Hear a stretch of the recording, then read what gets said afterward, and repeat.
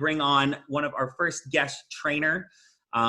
She is coming to us out of right now of Rancho Cucamonga, California, Miss Nakita Rice. She has, she'll tell us her story here. I'll bring her on here right now. How are you? I'm fantastic. Nice to see you. Nice to see you also. Good to have you on here with us. And so just giving a small, tiny micro background on you. You got started, I mean, was this like week 2, week 3, week 1.5? Yeah, so pretty much week 2 is what you want to mention.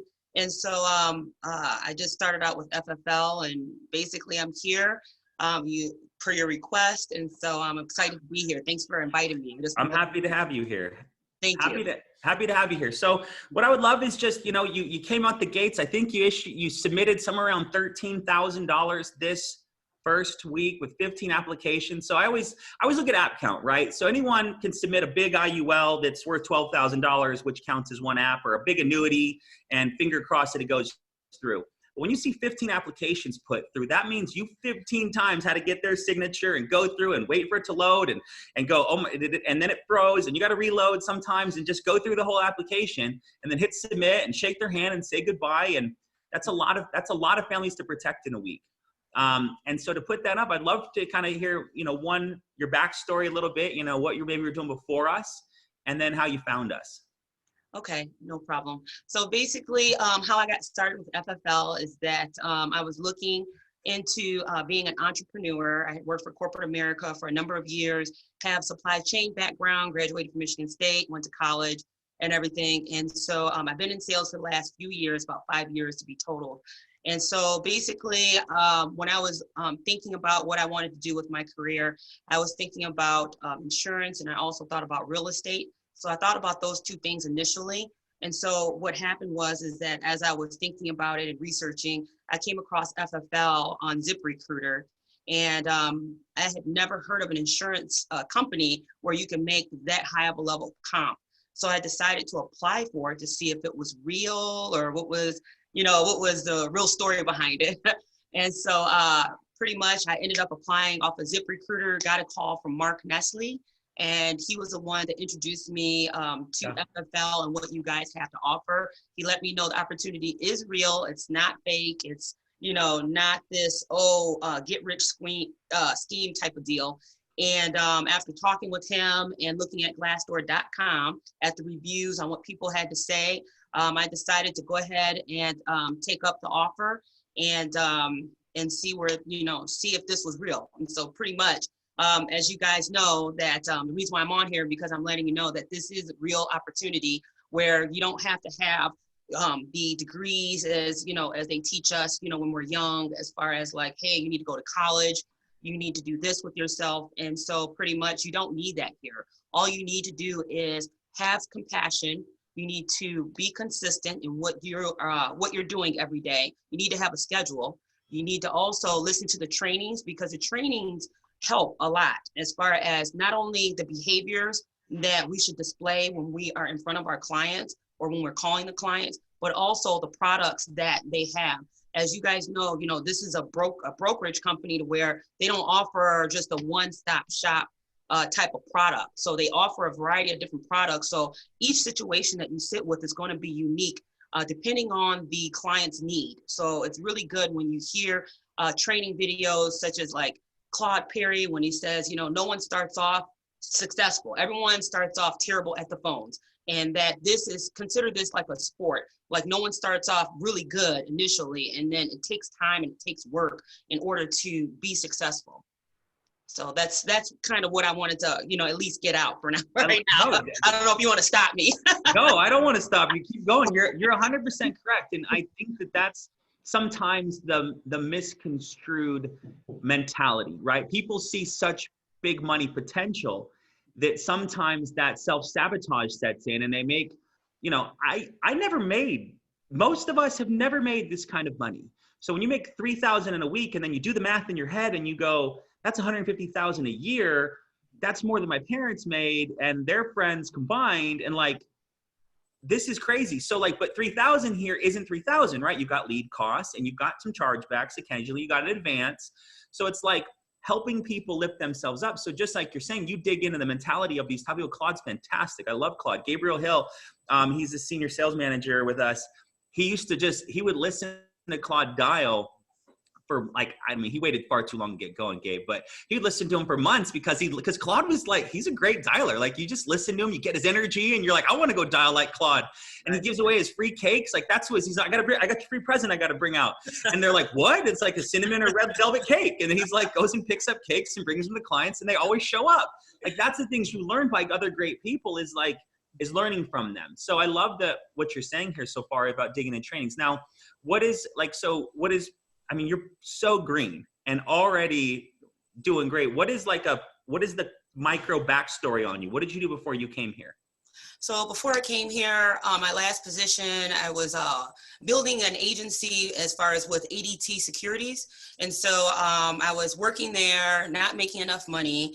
Although, I was building my team, I wanted to look for something that was going to be more fulfilling, something where I can make a bigger impact in the community. And so, like I said, this is how I ended up at FFL. I felt like doing this, being in charge and running a team over at the security company, I felt like that wasn't really fulfilling and it wasn't really satisfying myself, first of all, and my goals and visions on what I really wanted to do. Even though, I was there, consistently going in, and doing what was required of me, I was looking for something else. And like I said, I wanted to look more on the entrepreneurial side to where I can get that comp as well as have that entrepreneurial, schedule and everything as well. That's great. I mean, it's without using names, right? But we used it, but it's wonderful to put security in place for people. And granted, hopefully no one has to use it. Same thing here. I hope no one ever, at some point, someone's gonna have to use our products we offer, but we know that at that standpoint, that family's gonna be better off the fact that we went in there and put some protection in place. But what I loved is what you said is that, building a team over there, you're still under them. You build a team here, this is your business. Like this, whatever you do, whatever you create, how many people you recruit, how many clients you sell, like you own this. I don't own it. I can't mess with it. Sean can't mess with it. Andrew can't mess with it. FFL is not going to mess with it. These are your contracts, Direct to America and Moo and John Hancock, these huge multi-billion-dollar companies. That's I think a thing that people don't understand. They're like, oh, you just sell FFL stuff. And it's like, no, FFL doesn't have stuff. FFL is a big team that says instead of us starting people at 25 or 23 or 27.5%, we start people at 90 and we move them up and up and up based on their production. But that's one of the coolest things that I think that we often step over is that you had a desire to build a team and work and sell, but you just weren't compensated at the level that you can be here. Correct. That is right. So yeah. And then also with the help of my support as far as my upline, Matt Saunders, I would like to say, has helped me a tremendous amount, by being there when I need to call him, when I'm in the home with the families, or, like now I've become more self-sufficient through his help of using FFL mentors. That's really a great tool if you guys are just starting out and not really understanding, or if your upline maybe is busy with another family and couldn't answer right away, that's another resource that you really want to use because that really helps out. Because like I said, each family you sit with is different, and the medications that they may use and the requests that they're asking, may be different as well. So FFL mentors, make sure you guys use that along with your financial sheet. I cannot tell you how important that is, and the client sheet as well. I use both of those no matter what the request is. I use it every single time I go into the home. That's great. Did you anticipate learning this much about medications? No, no, I had no idea. Neither. I know more about diabetes than I know about anything. I know about COPD. I know I don't want all this stuff too. I've been eating a lot more salad since I started working with FFL, and it's just it's interesting the stuff we start to learn about. So I know you got started and you had to take a recent travel trip. You feel free to share how about that what you like, but what I applaud your situation over is that out the gate, you weren't intimidated or off-put by travel. And that's sometimes that I think that many agents, they go, well, I live right here and there's it takes a week for me to get new leads and there's some age lead. Like agents are always looking, new agents generally, because the good ones, they don't. Nina went to Minnesota and wrote $23,000 in 3 days. That's what you do when you don't let anyone determine what you're going to make. And so I applaud you for that early on in your career, but what was your mentality behind that? How did you just out the gate go, I'm going to go on a travel trip and start making some money? Well, like I had mentioned, this is not my first week. I've been in the industry now for a couple of weeks now. And so I started off here in California, Rancho Cucamonga, was, getting some traction, but not a whole lot of traction. One of the things that actually made me think about doing the travel trip and just going forward with it was Sean Mike. And you guys had a leadership call. Sean Mike, his message is, the president, of FFL, he had mentioned, hey, if you're not getting the traction in your area, then you need to be looking at where other areas where there's more requests out there. And so what I did was I went on the heat map in the CRM system. I looked at where the red was as far as, the number of requests that were coming across the system. And so I went ahead and I'm originally from Michigan. I went ahead and booked because my parents are still living back there, even though I've been gone for years now. I've been in California for a lot of years now, I'll just say. And so my dad was having actually some health issues. And so, I figured, this is a perfect time. Hey, let me fly back there. Let me take advantage of the leads while I see my dad. He was actually in the hospital. We didn't know if he was actually going to live. And, it was pretty upsetting, but, I came there with also the intentions to help other families get protected. And my dad ended up getting out of the hospital when I was there. He liked the fact that I was still going to work, helping other families, even though, I was able to see him get out of the hospital. He liked that part, but he really liked how I was able to change a lot of these people's situations once I got there. And that I stuck with my schedule, no matter what it was, as far as, hey, we need you to, can you take him to go do this, well, mom, I got to go to this appointment here. I'll be back, but I have to go here first. And so, I can go ahead and get him set up with someone else that can take him. So, without me getting emotional about it, of course, because that's my parents, I was able to stay focused on my mission and my vision. And my vision, I have a passion for wanting to help others because I know what it's like, to be middle-class American. You don't get the help that you're asking for. And it's very frustrating sometimes. And I understand also that a lot of people don't have the resources, so they don't know where else to go. And I could be their final call that they make. So I take every call, every request that comes my way as urgent matter, no matter what. So that's awesome. Well, hope your father has a swift recovery, but at the same standpoint, this is some deep stuff, right? But like, if you go out to work one day and protect 6, 7, 8 families, you have money coming in to able to protect and take care of your own, whether he needs to see a specialist or a medication that's a bunch of money. I mean, when you're making $40,000 a year and there's a medication that they need to take 6 pills of and it's $1,000, all of a sudden there's just this weight of stress. But when you know that there's families requesting the coverage, and when you go do your job and protect them, you got money coming in 48 hours to go take care of your own. This is the most immediately, like we often say, push off immediate gratification, right? Refuse reward till the job's been done. But like, there's no greater immediate gratification than facilitating requests and getting a big deposit in 48 hours. So yes, I would agree with you. Okay. So I know you, did you do some door knocking while you're out there? Yes, I did. So in between the scheduled appointments, you get the no-shows, of course. So when I got no-showed, of course, I'm going to go, in my eyes, I go and I'll just go door knock for people who didn't answer the phones in the first place. And I got actually. When you do that, what do you say when you do that? When I door knock, I go up to the door, knock on the door. I let them know, hi, I was responding. Just role play with me. Like, just say kind of how you like knock on the counter or something. Let's okay.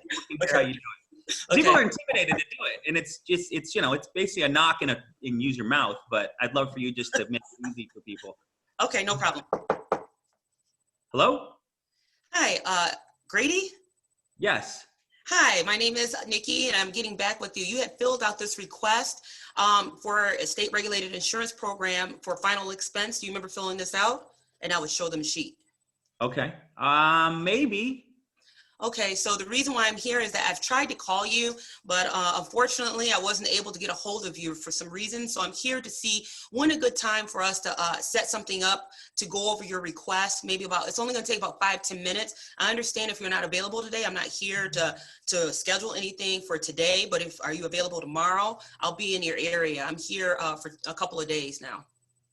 Perfect. Tomorrow at 5. Okay, so tomorrow at 5, hold on, let me check my calendar. And I'll pull out my phone, and then I'll go to my calendar, and then I'll look at it. The person will see me look at it, and I'll say, okay, I have available at 5 o'clock tomorrow.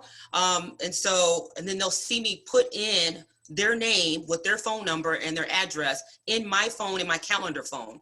And then I have them to go get either their phone or a piece of paper, so that way they can remember that I'm going to be coming back tomorrow at 5 o'clock, and that this is just not just stop by and that's it type of deal. So like they see you book it, and yes. That's perfect. That was awesome. Drop a 5 in the comments below if you feel like you could do what Nakita just told you. And so how many, like, just ballpark, how many did you set that way? Oh, I set a lot of them that way. I would say maybe about half of them. So if I booked, say, 30, and of course over half or no shows, then I go in between and I just door knock and I set them that way. And even though I might not be in that area, I make myself to go to that area the following day. I don't care. I'm going to go back because I don't got a live one. There yeah. Yeah. That's great. Well, let's do this. I'd love to role play your phone script and see if maybe if I can give you a point or two, and maybe you're going to, take that half no-show rate and move it up to like 25%. So do you mind doing a quick little phone script role play with me? Okay, no problem. You ready? You got it pulled up, or do you need to get your paper, or you just know it off the hand? No, go ahead. All right. Hello? Grady? Yes. This is Nikki giving you a call back on a request that you put in on a state-regulated insurance program for final expense. You put down that your birthday is July 5th, 1990. Is that correct? Yeah, that's correct. Okay. And then you have your address is 1212 Famous Street. Is that correct? Yeah, I live there. Oh, okay. Okay. So my job as a field underwriter is to verify your health and also what programs you qualify for. So the purpose of my call is to schedule a time to when you're available at home. Now, my next question is do you have any doctor's appointments over the next 2 days? I have to check my calendar, but I don't think so. Okay. So if you could check, I do have available where I can come out to see you at around 2 o'clock tomorrow. Are you available? I'm not. So you're not available? Okay, then. So what I can do is, since you're not available, I do have an opening the following day. As I mentioned, I'm going to be in your area for the next couple of days. So are you available in the morning or the afternoon on Thursday? The morning. The morning? Okay, so are you an early bird riser or are you mid-morning? I'm a pretty early bird, but... Okay. All right, well, if you're early bird, we can set it for 8 o'clock before your day starts. And then that way I can come by, give you the information, see what programs you qualify for, and then we can go from there. Does that sound fair? That sounds fair. Okay, so I'll put you in right now on my calendar at 8 o'clock. Now, do you have a pen and paper ready? I don't. Why do I need a pen and paper? Pen and paper for you to write down your confirmation code that I want to give you, so that way you know I'm not some crazy person just walking at the door or knocking at your door, rather. So, okay, do you have a pen and paper ready? I'm ready. Yep. Okay, so the code is 0J0841. And so I want you to have that so you know that I am the person who I say I am. And so I have a couple of questions before I hang up. Do you have any big dogs or, gated community as far as security code that I need to get into? Just a little dog. Oh, okay, just a little dog. Oh, okay. Well, I'm a dog lover, so I like dogs. So I just want to make sure it doesn't attack me. Okay, so now that it looks like we have everything all set, I just want to say that I look forward to seeing you on Thursday at 8 o'clock. And so I look forward to seeing you. You have a great day. Perfect. All right, clap it up. Very, very good. Is it okay if I give you some coaching? Yes, go ahead. Okay. So overall, 93%. Okay, the only thing that I would say is you don't want to give a time till you've cleared the calendar. So you asked me, does 2 o'clock tomorrow work? I'm going to say no. So you said the doctor's appointments, which was perfect. Do you have any doctor's appointments coming up? And I was like, I don't know. Okay, so then you said, go check. But then you gave me a time. So just the only thing you want to do is say, now, do you have any, like, so we're doing final expense. Now, do you have any doctor's appointments tomorrow? No. Okay. Now you say you're morning or an afternoon person. Mornings are fine. Okay, perfect. I have a 10:15 or a 10:45. Which work better for you? I'd like to give 2 times because it makes them feel like they're in control. They're picking, right? They're picking the time. I'm coming at 10:30 anyway, but it's 10:15 or 10:45. So just get there, clear the calendar before you give them a time, because otherwise they can just go, no, I'm not available. So it's a one little tip. And then you told me to go get a piece of paper, which is fine, but people don't like being told what to do. So just when you say that, like you said it right there, like when I said what for, say, I need to give you your confirmation number. Can you just grab a piece of paper for me? Like it's accepted, like you're supposed to do it, right? So it's a different way of saying it's like you're just keeping it together, because you don't want, like, there's a lot of crotchety people out there. Go get a piece of paper. Why do I know you're coming to my house? Tell me what to do. Like, so you just try to keep it real, like, this is the way it is. I need to give you your confirmation number. Like, duh. I gotta give you your confirmation. Can you go grab a piece of paper? Perfect. And then they'll go grab one, and it's expected for them to go get it. And then the close is, I look forward to meeting you and helping you. And they force the thank you. But overall, like, phenomenal job. But if you just add a couple extra things where you're solidifying, and then on the end, you asked about the big dogs or gates, which is perfect. I always ask color of the house and the numbers on the house or the mailbox. It's just 2 little fine-tuned additional solidifying questions, so they see you in your white car driving and parking in front of the big tree in front of the house, right? And that's what we're trying to do. That's what keeps them from not being there, is when they think their granddaughter is coming over, and they just gave little, you said Nikki? Did you give him a nickname?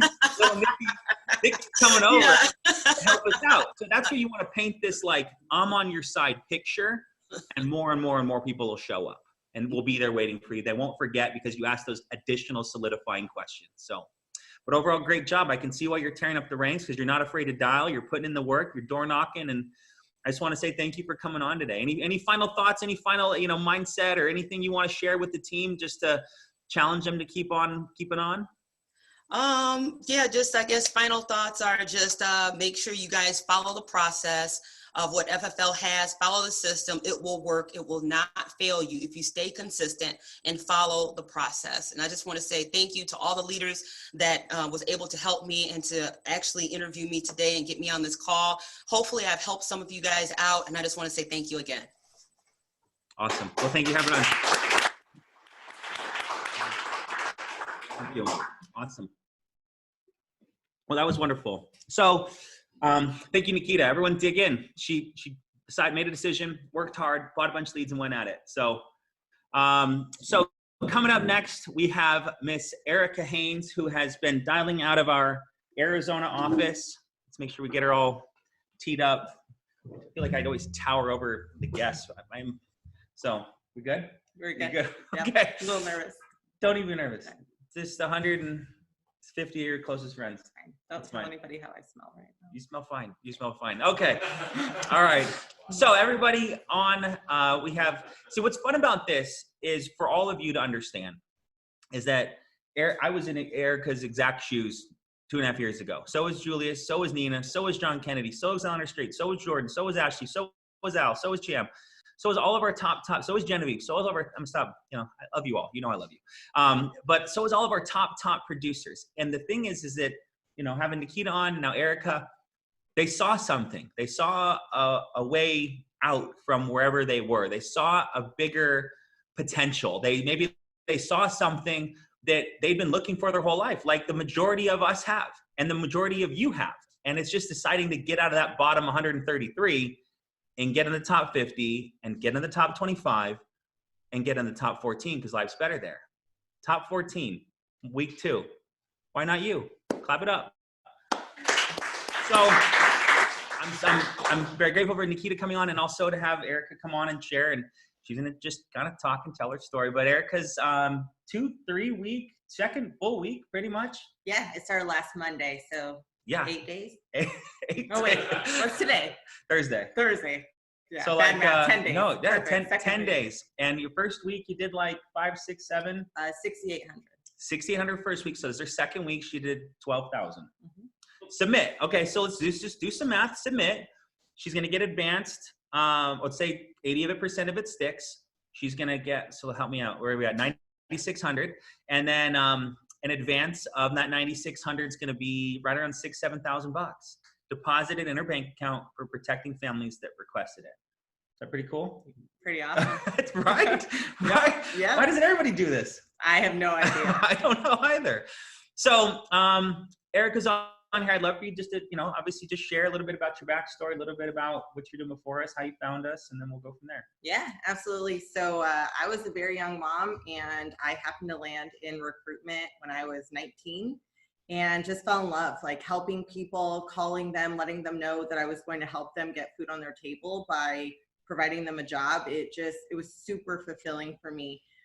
So I've always been in corporate America, and at the beginning of this year, I decided I wanted more. I loved doing what I was doing, but I felt like I wasn't making enough money. And so I moved into small business, and I got kind of a taste of being my own boss, but I just chose the wrong company. So the culture was bad, and it just wasn't run the way I wanted to. And Julius and I actually used to go to the same gym, and we happen to live in the same community. So we have a community pool. So he goes with his daughter Bella, I go with my son Jason. And one day after the pool, I was just kind of talking, and Julius and I had a conversation about FFL and what he was doing. And I was having a conversation with my son and telling him, I think I might do it. I think I might do what Julius does. And he said, really? I said, yeah. And he goes, all right, well, why not? I said, honestly, I'm scared. Like, I've never done sales, and I didn't know if he would understand the process, but I was explaining to him that I would have to invest money to do this. And I tell you, Grady, he looked me straight in the eye and said, well, yeah, you have to spend money to make money if you want to be rich. And I was like, how old is your son? He's 10. So I was like, yeah. And he just without blinking an eye. And I said, okay, well, but what if I suck at sales? I've never done it. And he goes, well, yeah, you're probably going to suck if you think like that.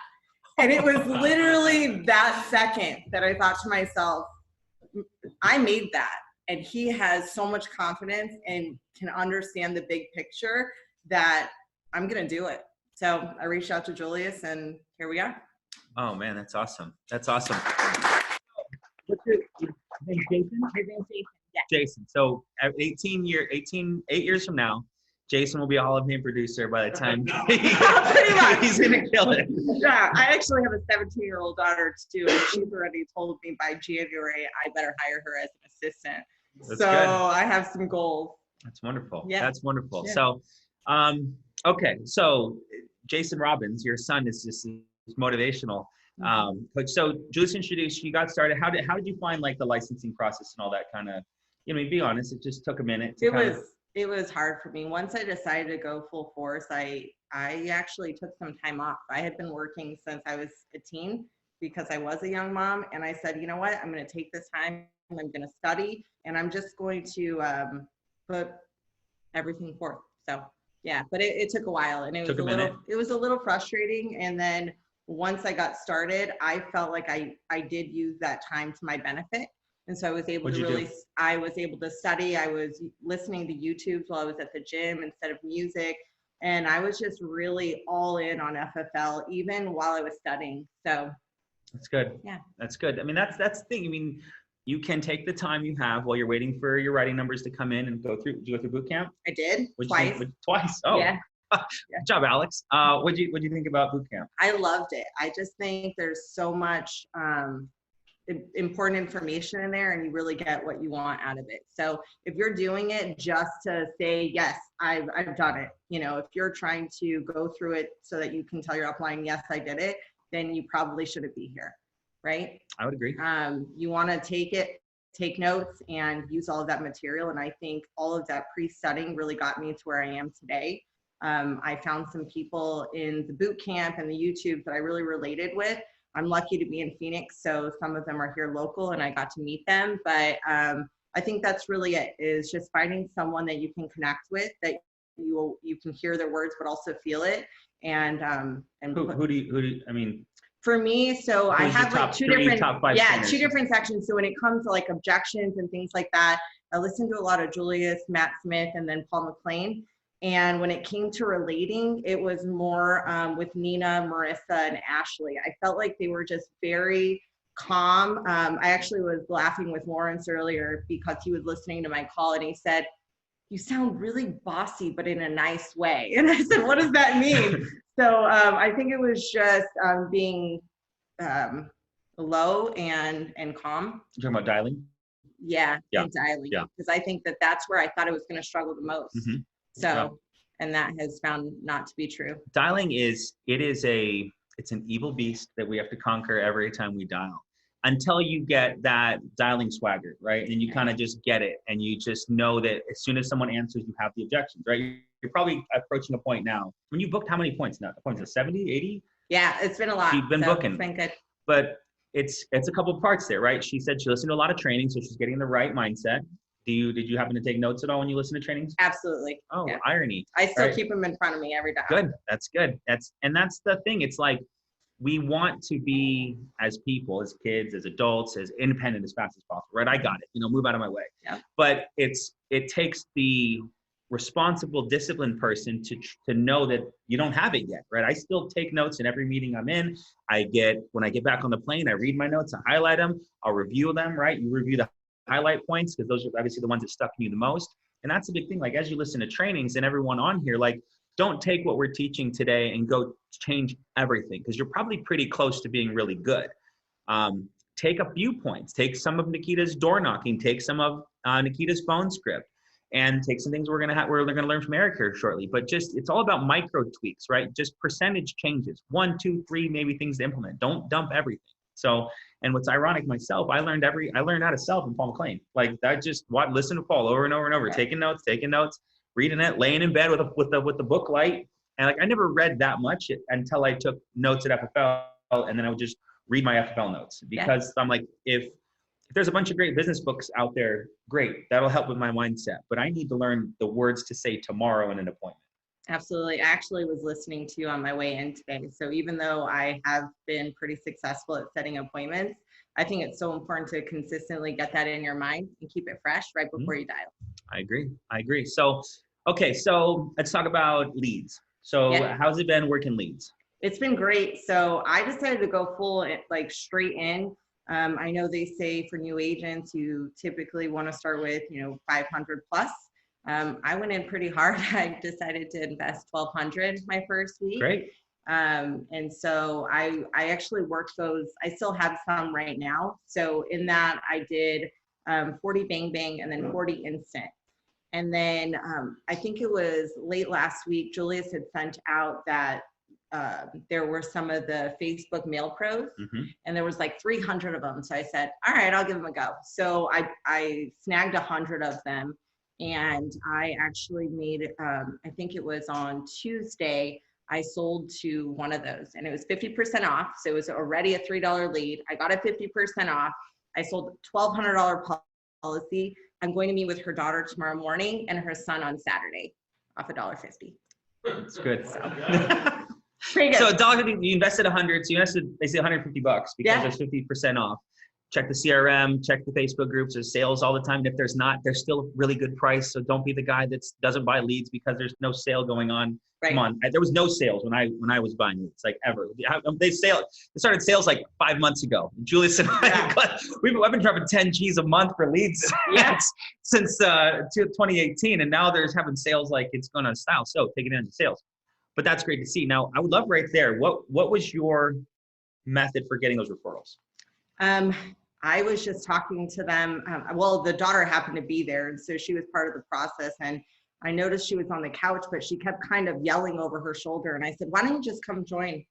And while she was talking, I asked her if she had life insurance. She said no.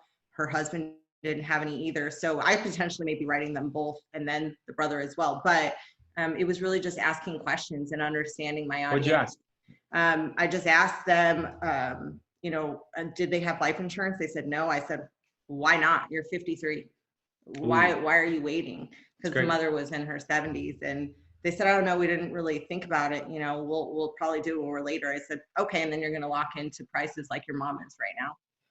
And they just kind of looked at me. I said, "The best time to do it is when you're younger, when you're healthy. So why are you waiting?" And she just kind of looked at me and said, "You're right." I said, "Okay, perfect. I do have an appointment right after this." And theoretically, I probably should have done it that day, but the husband wasn't there. And so I probably would have had to come back anyway. So I just felt like instead of a one-legger, I would come back. So it's good. It's good. It's good. There's a good line, and this would be one I would recommend you all write down. You're only one prescription away from becoming uninsurable. And that's the thing that when people are like, I need to think about it, I need to look, or you're on the phone and they're like, I got a doctor's appointment on Thursday, let's do it Friday. And it's Tuesday, no, let's do it tomorrow, because you're one prescription away from becoming uninsurable. And that's the way where you can create urgency. And I mean, the whole thing is, our job is to help people make a decision that's going to improve their lives or improve their families' lives. And that's the thing that we need to become great at, is learning these just magic words. And that's how you get by listening to calls and listening to trainings and picking up these magic words. And then challenge people. Why are you going to wait? You're 53. It's never going to be cheaper than it is today. Pretty much. And then you're going to start paying, or you're going to wait and pay your mom's prices. Ooh, no one wants to pay their mom's prices. So I love that. So let's do, I mean, what would you prefer? Do you feel more confident on the phone? I'd love to hear a couple, 2-3 minutes of. Sure. You want to do phone or you want to do in-home? We can do phone. Let's do phone. You've been dialing more than probably. Awesome. Okay. So you take it. You call me up. Ring, ring. Hello? Hello, Grady. Yes. Hi, Grady. This is Erika getting back to you regarding the state-regulated final expense life insurance Sorry. No, it's okay. You usually have your scripts. I'm kind of putting you at bay. Actually, can I grab it? Yes. Okay. Perfect. See, prepared. She keeps on her phone.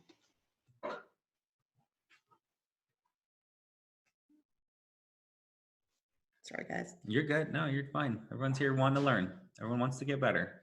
All right, awesome. Okay, so ring, ring. Hello? Hello, Grady. Yes. Hi, Grady. This is Erika getting back to you regarding the online request you sent in for the state-regulated life insurance program for final expense. I'm not a salesperson. I am the medical underwriter, and I'm putting your file together here so I can get this out to you. I just need to confirm a couple things with you. Okay. Perfect. I have your date of birth here listed as March 16th, 1987. Is that correct? That is correct. Okay, great. And I do have your address listed as 777 6S Lane. Is that correct as well? That is correct. All right, awesome. So my job is pretty simple. Because I'm a medical underwriter and these plans are non-medical, I don't need to get any blood, urine, or anything like that. I simply just need to see you are who you say you are. Nobody is trying to do this without your permission. So I am super busy, and I see about 15 to 20 families a day. So this should only take about 10 minutes. I'll ask you a couple of questions, and then I'll be along my way.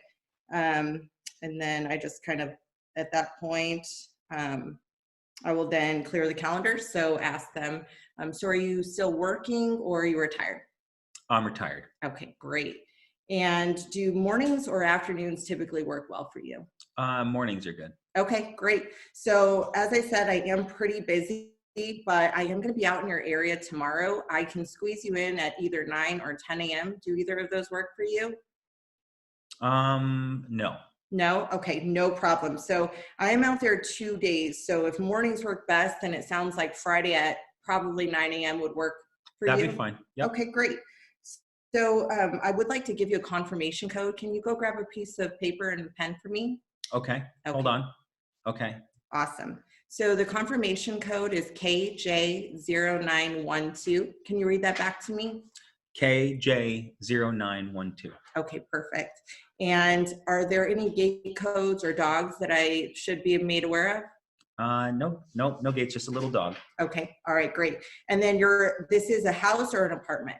It's a house. Okay, awesome. And then are the letters are the numbers on the house visible, or are they going to be on the street? They're on the house. Yeah, you can see them. Okay, perfect. So again, my name is Erika. I am the medical underwriter. I do drive a black Mazda, so you know it's me when I'm coming. And are you good at keeping your appointments? Yeah. Okay, all right, great. So Grady, it was great speaking with you. I am going to put you down for Friday at 9 a.m. Okay. And there's no reason you shouldn't be there? No, none that I can come up with now. Okay, sounds good. I look forward to helping you on Friday at 9. Okay, thank you. Very good. Very, very good. Good. And I mean, there's schools of thought. It just, so my opinion, the open was longer than I think. I try to get them answering questions as fast as possible. I just try. I know Jamie uses that. I'm not a salesman line. He's booked like 200 appointments with it. I never said that because we used to say like, I'm not a telemarketer. And like, Right. it just, I try to do anything I can to elevate myself. And when you say I'm not a salesman, what do you think? Salesman. Okay. Right? Like I'm out with my buddies and I'm calling my wife and I'm like, I'm being good, right? What's she now thinking? You're not being good, right? Yeah. Right? Like it's just, All right. I try not to put any thoughts in Okay. people's heads that are opposite of what I want them to think. Like it came into my office. I've been assigned to take care of this with you. Just those words elevate you a little bit more than like a slangy, I'm not a salesman. Okay. Right? Yeah. So just something. I'll give it a go. But if you've been booking 70 appointments, yeah, and it's working, do what works, right? It's just, I had figured to add something because it was great. So, or I didn't need to add anything, but very good. So I would love to maybe, as we conclude here, I know you're kind of, and this is an asterisk, right? We don't require, recommend, encourage recruiting at all until you're ready for it, right? Mm-hmm. Until you're confident in your own sales and that you want to do it. A lot of top producers have no interest in building a team. I don't want to deal with them. I don't want to listen to them complain. I don't want to listen to them yammering on. I don't want to hear about how they need a lead credit. And I just don't want to deal with it. And then some people go, hey, I want to help people. I want to teach people what I've learned. I want to try to help this thing grow. And if I do okay on top of it, that's fine. Like me, this thing's far exceeded everything I thought was possible. And so, but now I'm like, my whole goal is to help Jordan and Julius and Nina and help Clay and all these people grow businesses who want to grow businesses so they can create the life that is possible now. So you've started some recruiting in some capacity. We just kind of, what's your thoughts on that, or how's it going? What's your goals? Well, with the recruitment background, I felt like this was an opportunity for me to take my passion and learn a new skill at the same time. So it was just a natural transition for me. So I actually started recruiting right when I got my license. So at this point, we have, I don't know the difference between who's in contracting and who's studying or all of that. Okay. But we have about 15 or 16 people joining Guardian here soon. It's wonderful. It's Yeah. wonderful. Yeah. So it's a loaded question, but how do you like working with Clay? I love him. So at first I was going to be directly under Julius, and he called me and said, you know what, I think you and Clay will work really well together. How do you feel about going on his team? I said, all right, let's do it. I met Clay, and it's a really good 60K Clay. Yeah. So it's easy to listen to people who sell a lot. Absolutely. Right. Yeah. And that's a big thing. It's easy for Julius to help find a great potential agent and place him with Clay because Clay sells a lot. And what is selling a lot to? It doesn't make Clay desperate to build a business. It doesn't put Clay in a position where he needs you. And it puts him in a position where he's got the background and education to to coach you. So, right? And you respect him for it. He's got the numbers. Dude's going to hit a Hall of Fame in his first full year.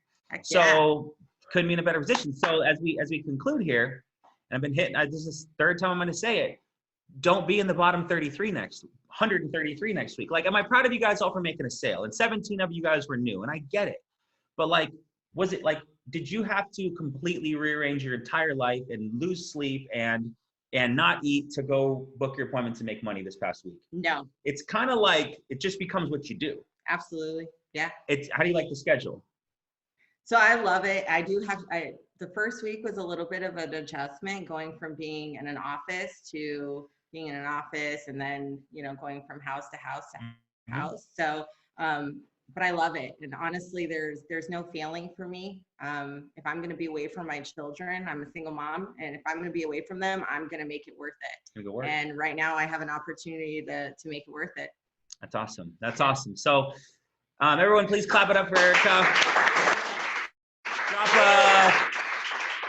Drop an E in the comments below drop a 12. Let's drop 12 in the comments below for what Erika wrote this past week. If you could thank her for how great she did. But this is our plea and our challenge to all of you. Go above and beyond. Find that next gear.